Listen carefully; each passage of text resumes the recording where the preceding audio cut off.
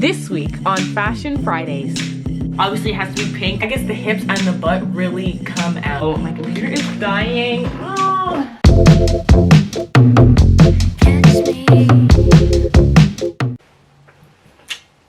Hey, hello, and welcome home, guys. We are here at the computer. We're gonna be doing some drawing. I'm gonna teach you a little thing or two. At the intro, there's not much to talk about, so let's get right into it.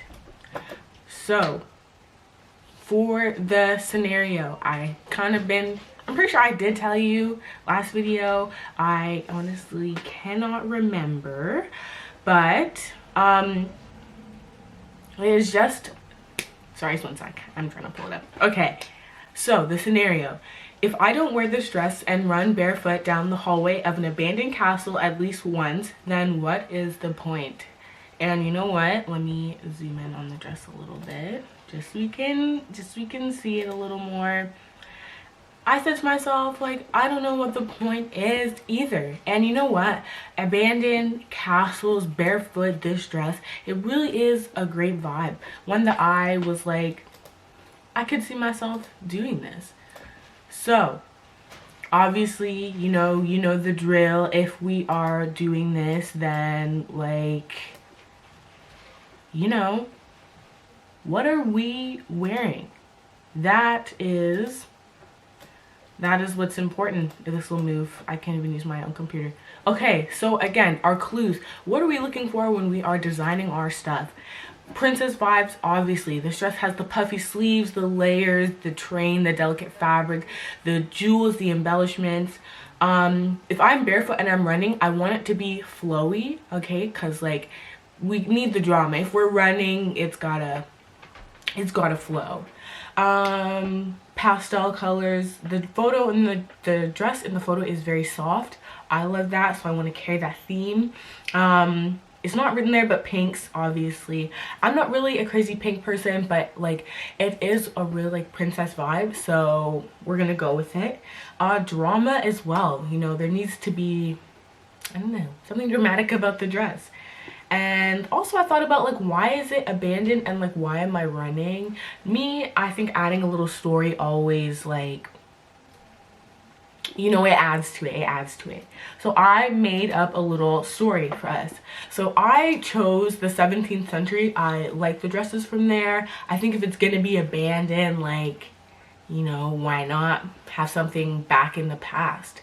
So this is a princess. She's from the 17th period, and I don't even know how, but you know what? She's been cursed to sleep. A bit of a sleeping beauty, if you will.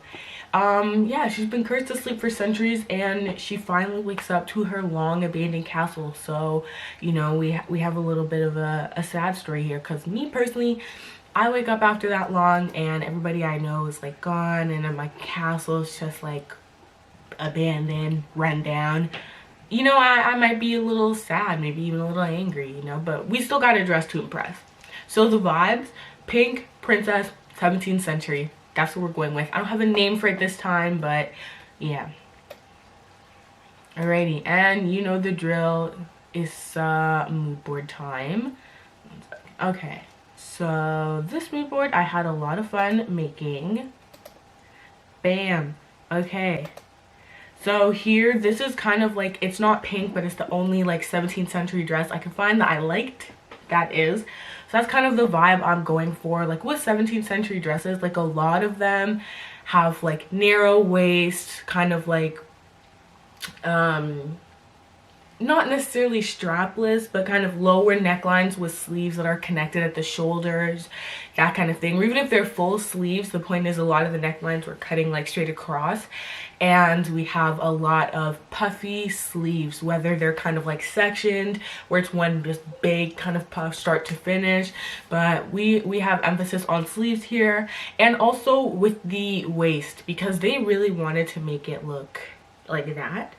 So what they did was make the hips and the butt really come out. So it would kind of be in, and then, if you can kind of see in the photo, the waist is going like out. I mean, some of the ones, especially like if you look at what was going on in Spain in the time, like just huge like I don't even know, like skirts. There it is, huge skirts. Yeah, I like pearls, so I put some pearls, like things that just like made me think of like pink and like princess and like fancy. So I put some roses on there, some pinks. I want to do like some tulle, so I did that. And I did like to incorporate the sleeping beauty type of theme. I added like a girl sleeping here, obviously like some moon pictures, some cloudy nights, like that kind of thing. And also a lot of the pinks I got off of the mood board.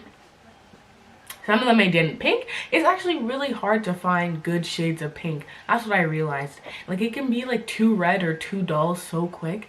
So that's something that I struggled with. But yeah, so I also have a crown here. This is actually a real crown that you can get on Etsy, which I thought was awesome. So I'll link that below in case anyone's interested. And I also have some like runes here because like I feel like I couldn't help it. I was like, how did she survive that long? Like I wrote that out and then I was like, well, wait a minute. So I was like, you know what, magic. Okay, if that isn't the best answer to everything, then honestly I don't know what is. So that's why we kind of have like, honestly the crown kind of gives me like forest fairy, like witch kind of vibes. And then I put the runes so we know it's like we getting magical out here. I put the books with the roses because it's cute and give us that old-timey vibe. Yeah, okay, and the butterfly wings were just cute. Okay, so with that aside, we know what the vibe is, what our story is. We have our mood board. We're going to be drawing inspiration. So just one thing I wanted to go over is fabric and embellishments. Like I said, I always want to make sure you guys are learning something when I go over this. So, I'm sorry, I'm just missing something from my mood board. 1 second. Okay, sorry, I'm back. I said mood board, but I meant the lesson for today. So we are going to be going over fabric and embellishments and just kind of like how I draw certain ones, because on this dress I did try and add like a lot of different ones, just because like on the dress in the photo there's like a lot of little tiny details. So yeah, I wanted to have that. Okay, yeah, sorry. I just like zone. I always start thinking about something as I go to say something, and then I'm like, oh wait, Hannah, you're in the middle of filming. So let's just go over lace. There's two types of lace. There is like, lace is basically a fine fabric made by looping, twisting, or knotting thread. And there are two types where there's one where you have all that looping, twisting, and knotting of thread, but it's on like a very fine like fishnet being that like crisscross pattern. And then you have one where it's just like lines connected, so that's what's keeping it together, is that all the threads are connected in a certain way, and that's like what gives it its structure and support. So I have both kinds on my dress. So the first one here, this one is the on fishnet or tulle, as you can see like the crisscross patterns there. So for this, like with lace you can do it obviously in any like design you want, but certain ones like are more recognizable, like floral ones would be more recognizable with lace. So what I use to help me like just kind of make a fake lace kind of thing, or make it look like the garment has lace so people can tell, shading is important. I shaded in certain aspects of the leaves. Again, floral don't have to, but it's recognizable. I just put little dots like to help fill up the space. And same with the lines, like you get that fishnet pattern in and it will be easier for people to tell like, oh, this is supposed to be lace. Again, with thickness as well, it's kind of hard to tell in this one, but some of the lines on it are thicker than the others, like the vines. And yeah, so an example of the lace like on fishnet or tulle would be like a chantilly lace. So that's the drawing I did, and then this is what I actually made in Illustrator. So it's the same thing. I just made a square, did all the lines, used like paintbrush tools and the pen tool to get like the vines and some of the flowers going, deleted the square, and then made a pattern out of it. And then the other kind of lace where it's like maybe you poke holes in the fabric, or again like the connected threads. Again, the connected lines, as you can see in my design, everything is connected to something at a certain point. Individual threads, as you can see here, I tried to get some of the individual threads like in the cross kind of section. And again, like line thickness, some of it is shaded, some of it's not. An example of that would be Venetian lace. So yeah, and then this is the example I did, and I just did the same thing. I just used the pen tool, and like they have like a shape so you can make squares and circles and all that. So I just used some of that, made sure all of it was connected, and made a pattern out of it.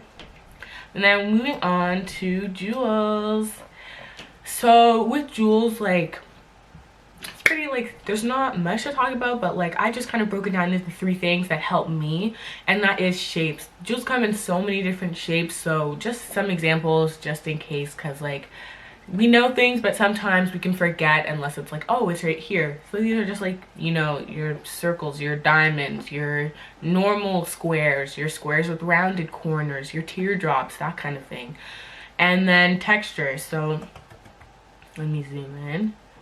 Even dots, you know, you have, as I did here, adding some dots can add some texture to it to make it stand out. And then even with the lines, you can do it like in this way, like all around, or that way to kind of give it more of a diamond shape. And then you also have to think about how you're going to arrange them and like the different sizes. So are you going to do it symmetrical or asymmetrical?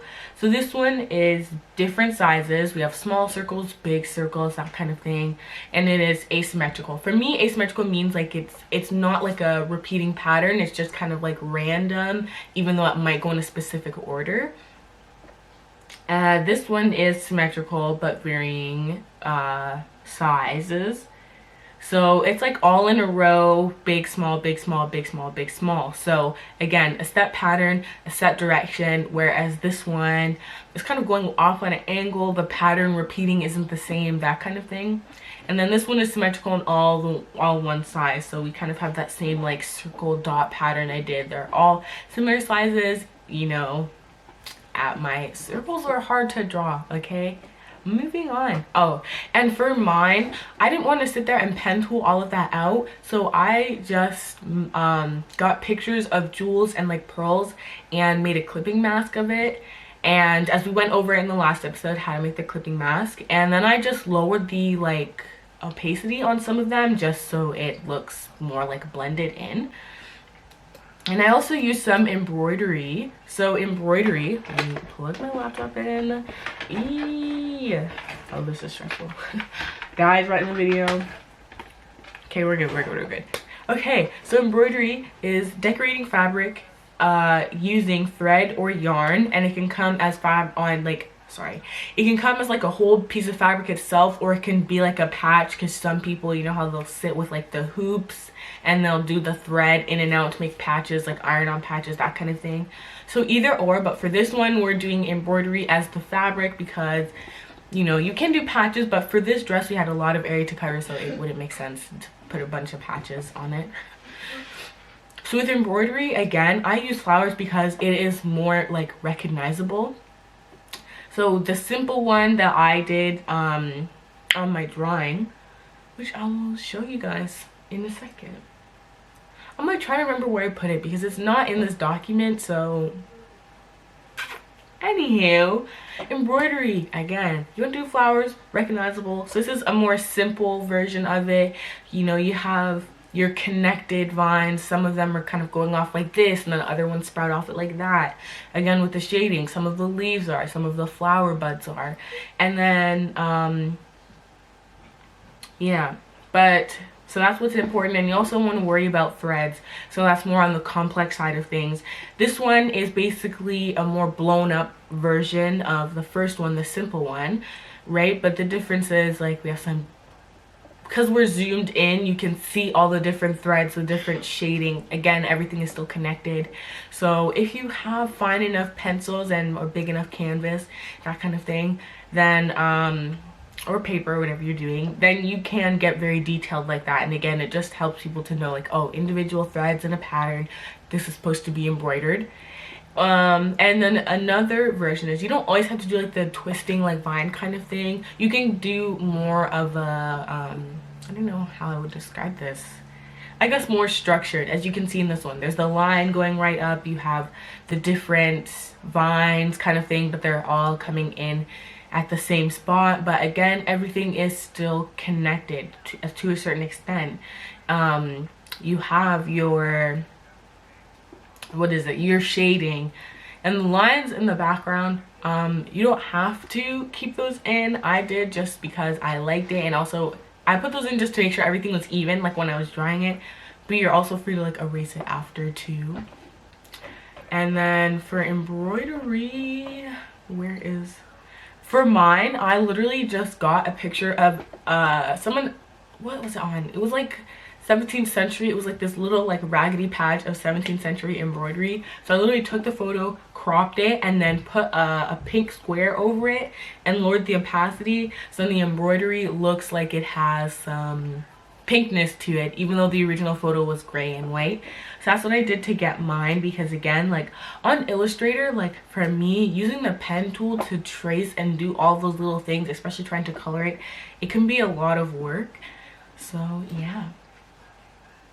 And last but not least are ruffles. Ruffles are gathered or pleated fabric. So there's a lot that shows up because ruffle gives you volume, gives you that kind of flowy look. And a lot of fabrics, especially on the lighter side, tend to kind of naturally fall in a ruffle shape anyways because of the lightness, and you're putting them in areas like they have to go up and into the skirt or into like a sleeve, that kind of thing. So again, shape is important. This is what would be like at the bottom, as this making, I don't know how to describe it, but like the bottom, as you can see here, like basically you would start with these and then draw your lines up, or at the end of the skirt, at the end of the ruffle, this is what it would look like. So you can do, these are like the 3 basic shapes. You can kind of do them in whatever one you want. There's a triangle, the rounded, and the heart. And also, again, things to consider is your spacing. This is what it would look like when it's closer together, farther together. Farther gives you more volume kind of thing. It could be maybe even a lighter fabric so it wouldn't fall in like closer ones. Maybe it's not gathered, that kind of thing.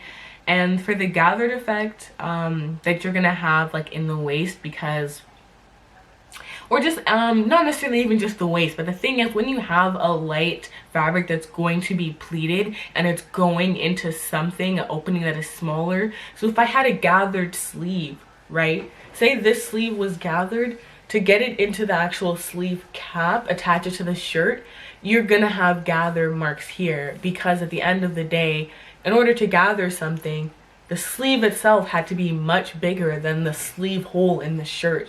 So when you kind of like shrink it, I guess, to get it to fit, you're gonna have gather marks. And it's the same thing with the waist. When your actual skirt is 2 times the size as the actual waistline, so you can get those big nice ruffles and curves and all that in the fabric, when you go to basically fit it into the skirt, you're going to have gather marks.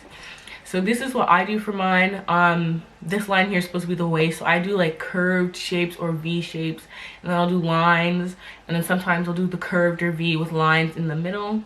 And then last but not least, the placement. You know, if you do it at the bottom of the skirt versus the top of the skirt, or even like in the middle of the sleeve, it's definitely gonna have a different look. So just kind of pay attention to perspective. Do you need to have the back, like for the skirt here, you know, you can see the ruffles in the front, but you also see them in the back, so you have to consider that. And then on the skirt, when it's closer to the top, you know, the shape is going to be a bit different. So again, just pay attention to perspective, and also ruffles in certain spots gives a different vibe. Okay, so that is everything you need to know about gathers and lace and jewels and embroidery, and ruffles. So now let's get onto the main event, which is the actual drawing itself. Okay, so that is the lesson, and actually, here, let me just zoom in. I thought this was missing from the page, but it was not. As I said before with the embroidery, I literally just found a photo of like the 17th century style embroidery, and then I just put this little pink square over it to make it look more pink and less of a gray photo. And then I went and I did my official drawing. So as you can see here, I wanted to do layered because the dress that the girl or the mannequin was wearing, like in the actual post, was the just the dress. Like, no, it was layered, sorry, the dress was layered. So I wanted to do something like that, but I wanted to just have varying lengths kind of to make it more interesting, I wanted to have a lot of like detail in it, because the actual photo, like when I was zooming in, there was a lot going on. So I added the lace as I showed you before. So here and across here, and the sleeve is like the lace that would be found like on a fishnet, and the one here on the sleeve is the lace that you would find that's just all interconnected. I did some jewels, some embroidery. I love the roses idea, so those are my fake little roses, little squiggles here. The sleeve, I wanted to be out of tulle, like a sheer kind of fabric. And yeah, and then the dress is just layered. The red, I don't know how well you can see it, but the red is supposed to be kind of like just like overlaying like fabric, that kind of thing. And then the actual cape itself, for this one I didn't do flats. I'm like playing around with the format, but if flats is something that you guys like really want to see or something like that, then I can start putting them back in. But just for this one, I felt like I just wanted to focus on the official drawing. And also I couldn't find like a good background. Like I wanted to have like a nice like abandoned castle type of background, but I wasn't able to find a nice one. So I just decided not to do it. If I couldn't find like one that I wanted, then I figured why bother. So this is the official drawing here. This actually looks like all the, you know, I wanted to try and copy the waistline that they often do in that time period, like with the kind of like, you know the ones. So I wanted to do something like that. I also wanted to like again get the detail going as I showed you. Sorry, just 1 second. And again, like because of the magic thing, like if it was tulle and it actually had been gone like 17th century, there's kind of no way that it would just be chilling. And it would have like, I think it would have like dissolved essentially. But I figure like I said before, like if you spend that long all like in a deep sleep, locked up, you know, maybe someone cast like she was cursed or something, like I feel like I would wake up pretty angry. That's why she's like Avatar state low-key out here, because like she can use magic. Maybe that's why she was cursed, like who knows. But yeah, we got the roses, the 2 different types of lace I was telling you about, the layered kind of skirt. I wanted to give it more volume here. And then we also I said lace already. Oh yeah, the embroidery on the side here. Some of the lace is also like on this part as well, and the jewels. Oh, my zoom isn't working. 1 second. Okay, yeah, this is a more close-up version of it here. I gave her kind of like elf ears. I thought it'd be fun, you know, if we're doing magic, then like why not. So that is what the dress looks like fully. And then to really just kind of, you know, like we're talking magic here, so just to really kind of drive it home, I gave her like little power, like this is her using magic, you know, because you know what, magic, let's get some visuals going. So this is what it looks like. Obviously it has to be pink because that's the color. So that's her using her magic. She's like powered up, you know, she's like, I don't know what just happened. That's like 17th century till now. That's a very long time. I'm not doing the math for the number of years, but a lot. So my computer is dying. Oh. Okay, so yeah, that's the official drawing. If you want to see more pictures, check out my Instagram at hannahshouse_. I had fun doing this one. There's a lot of detail on this one, so drawing it on the paper and then even transferring it on Illustrator, there's a lot of little details that took me quite a while to do. So for next episode, it's gonna be we doing talking fashion talks again. So we are doing a little bit of a shop with me, and we're also discussing a little bit of fashion sustainability on the news side of things. So yeah, tune in then to see your 2 favorite hosts, Hannah with lipstick and Hannah without lipstick, you know, and glasses. I mean, great girls. It's so nice to have them in the house. I love it. I love it. And I hope you guys love them too.